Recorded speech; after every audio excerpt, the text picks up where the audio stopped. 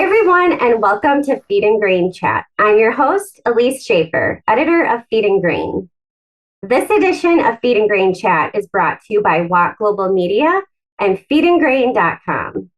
Feedandgrain.com is your source for the latest news, product, and equipment information for the grain handling and feed manufacturing industries. Today, I'm joined on Zoom by Jonathan Martin, Director of Economics and Market Analytics for Clean Fuels Alliance America. He's here to offer his outlook on the biofuels markets and how the next farm bill might influence the future for clean fuels. Hi, Jonathan. Thanks for joining me today. Hello. I'm very happy to be here. How are you? Doing well. Now, let's get right into it. What are the biggest factors contributing to the projected growth of U.S. biodiesel and biofuel demand in the coming years? There's a lot of things going on in our space, in the biomass-based diesel space. One thing that's really driving everything is there's a huge demand for cleaner fuels for transportation, right? And so you're seeing a lot of people wanting to switch, and what product is readily available in the heavy duty space, in the heavy duty transport space, is biodiesel or renewable diesel, right? They're already here, they're already available, and they can reduce greenhouse gas emissions considerably. And so there's a large push from a corporate standpoint and from a government standpoint to reduce greenhouse gas emissions, and that's one of the big drivers. From the state side, I'm sure we'll talk about the renewable fuel standard here in a little bit, but from the state side, California's LCFS program, so low carbon fuel standard, that's LCFS, has been pretty much far exceeding its original goals. And as you can see, for California, at their diesel pool, their first quarter this year, so first quarter 2023, the numbers showed that the diesel pool has actually been 57% clean fuels. So biomass-based diesel actually made up more than half of the entire diesel pool in the entire state of California. So that's driving a lot of demand, especially for renewable diesel. Also on the West Coast, there's other LCFS programs in Oregon and Washington. And so Oregon, I believe, is at about 14% of their diesel pool is biomass-based diesel.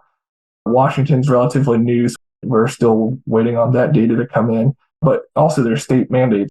So an example, Iowa has about 11% of their diesel pool is biomass-based diesel. So that's significant growth from the state side. And then also on the oilseed side, you're seeing a lot more processing here in the United States, so a lot more soy crush, for example. So this increases the supply of oil. But as we all know, 80% of the bean is meal, right? And so only 20% about is oil. So that also is leading to a lot more meal and lowering the cost of meal for feed.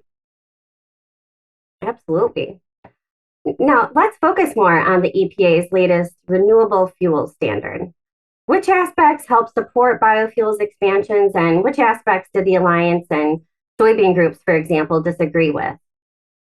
As a primer on the renewable fuel standard, right? And so it basically sets blending amounts sets the total demand in the United States essentially using economics terms. So to set the consumption levels of biomass-based diesel in the entire diesel pool.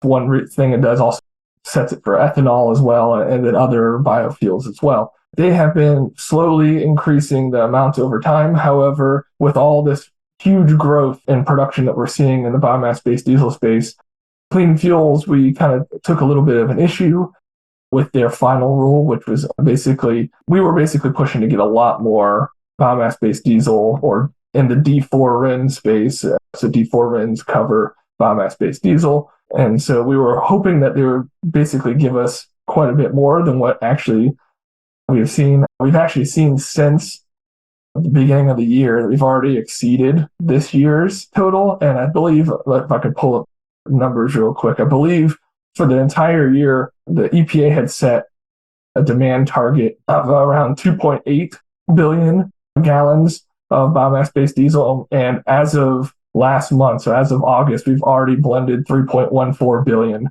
gallons of biomass-based diesel in the pool. So we're already exceeding that level. Also within the RINs, there's a lot of econ discussion there, but essentially you can blend higher numbers than that as well. And if we continue on the pace that we are currently blending biomass-based diesel, we will actually exceed the entire blending pool basically rule that the EPA has set. So It's very encouraging that obviously the growth in the industry has been so fast and so quick, but also it's kind of a little bit frustrating that the RIN situation is what it is. RIN prices have dropped as a result, of course, which is, could be both a good and a bad thing, but we're also seeing more exports as well because of, not being able to blend as much. Stability in the tax policy has enabled the industry also to expand and invest in new feedstocks. And I think we've kind of discovered that and discussed that a little bit. But as an example, is another thing that's been talked about a lot is used cooking oil.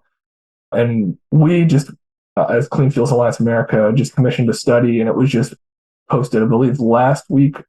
And we actually are projecting that there is about an untapped potential of somewhere between 4 and 7 billion gallons of used cooking oil that's not currently being tapped in the entire global landscape. And so there's a lot of feedstock out there that needs to find a home. And so we still see encouragement for growth for biomass-based diesel. Obviously, we would like the EPA to account for that a little bit more. Well, shifting to USDA, how might the next Farm Bill influence biofuels production, and what programs is the Alliance hoping to see funded? The Farm Bill has always been important. A lot of things come from the Farm Bill. A couple of them that are specific to our industry. One of them is the HBIP program. If you don't know what that is, that's HBIIP, and it stands for Higher Blends Infrastructure Incentive Program.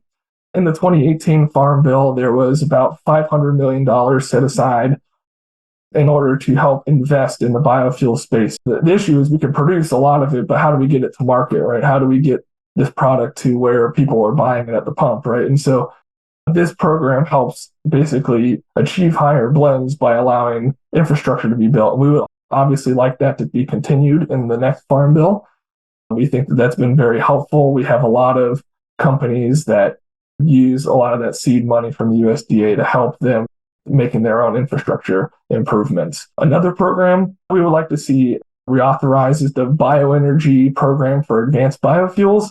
That's a mouthful, so I apologize there. But essentially, it provides some extra incentives for producers that USDA ultimately ends up helping us with. Like I said, infrastructure is a big key of this, and so there are also matching grants that USDA provides, and that's also built into the Farm Bill. And so we would obviously like to see that continued as well. And I believe from our talks with USDA and with members on the Hill, it sounds like a lot of these things will likely be in the Farm Bill, but obviously the Farm Bill is rather contentious right now. So we'll see how that goes. We also have to make sure that the government doesn't shut down too. That could delay the Farm Bill as well. So.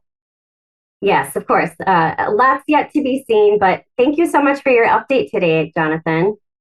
Yep, thank you very much. It was great to be here.